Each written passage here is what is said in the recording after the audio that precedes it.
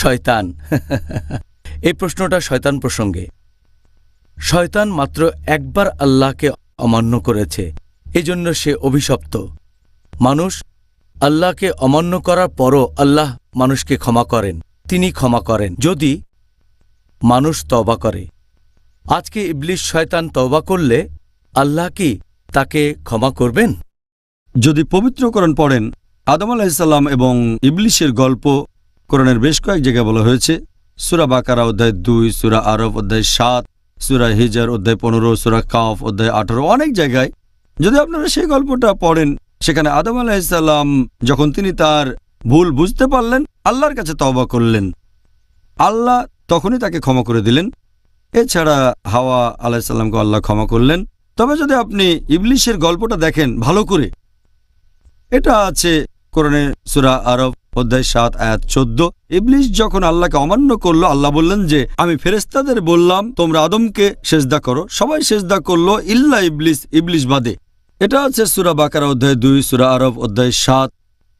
তবে আল্লাহর কাছে তওবা করার বদলে ইবলিস বলল, এটা আছে সূরা আরফ অধ্যায় 7 আয়াত 14, যে পুনরুত্থানের দিবস পর্যন্ত তুমি আমাকে অবকাশ দাও।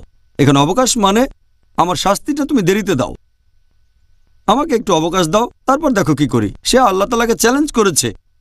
চ্যালেঞ্জ করলাম, আল্লাহ বলেন সূরা আরফ অধ্যায় 7 আয়াত 18, ইবলিসকে অবকাশ দিয়ে তিনি বললেন যে মানুষের মধ্যে যারা তোমাকে অনুসরণ করবে আমি তোমাদের সকলকে দিয়ে জাহান্নাম পূর্ণ করব। এখন ইবলিসের তওবা বা অনুশোচনা করার কোনো প্রশ্নই আসবে না, কারণ আল্লাহ আরও বলেছেন সূরা হিজর অধ্যায় 15 আয়াত 34 যে ইবলিস হচ্ছে অভিশপ্ত। আল্লাহ তাআলা ভবিষ্যৎ সম্পর্কে জানেন যেগুলো দেখা যায় না, তাই আল্লাহ আগে থেকেই জানেন যে এই ইবলিস কখনোই তওবা করবে না। আল্লাহ পবিত্র কোরআনে বলেছেন সূরা বাকারা অধ্যায় 2 আয়াত 7 ও 8, আল্লাহ বলেছেন আল্লাহ তাদের হৃদয় মোহর করে দিয়েছেন যারা হচ্ছে কাফির, এবং তারা কখনোই সরল পথে আসবে না। এছাড়াও আরও উদাহরণ আছে যে আল্লাহ তাআলা বলেছেন সূরা লাহাব সম্পর্কে, যে ছিল খুব বড় একজন শত্রু আমাদের প্রিয় নবীর। আল্লাহ একথা আগেই বলেছেন সূরা লাহাবে। তিনি বলেছেন এই আবু লাহাব আমাদের নবীর খুব বড় একজন শত্রু ছিল, আর সে বলেছিল সে কখনোই ইসলাম গ্রহণ করবে না, সে দোজখের আগুনে পুড়বে। এটা আগেই বলা হয়েছে। সে কোরআনকে ভুল প্রমাণ করতে পারত যদি বলতো যে আমি মুসলিম, যদি শাহাদা দিত।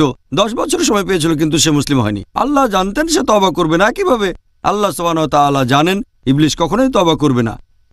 সেজন্য তিনি বলেছেন নিশ্চয়ই ইবলিস তোমাদের প্রকাশ্য শত্রু। আল্লাহ কোরআনে বলেছেন সূরা বাকারা অধ্যায় 2 আয়াত 167 যে হে মানুষ জাতি, সাবধান থাকো খুতুওয়াতুশ শয়তানের ব্যাপারে, মানে শয়তানের পদচিহ্ন, কারণ নিশ্চয়ই সে তোমাদের এক প্রকাশ্য শত্রু।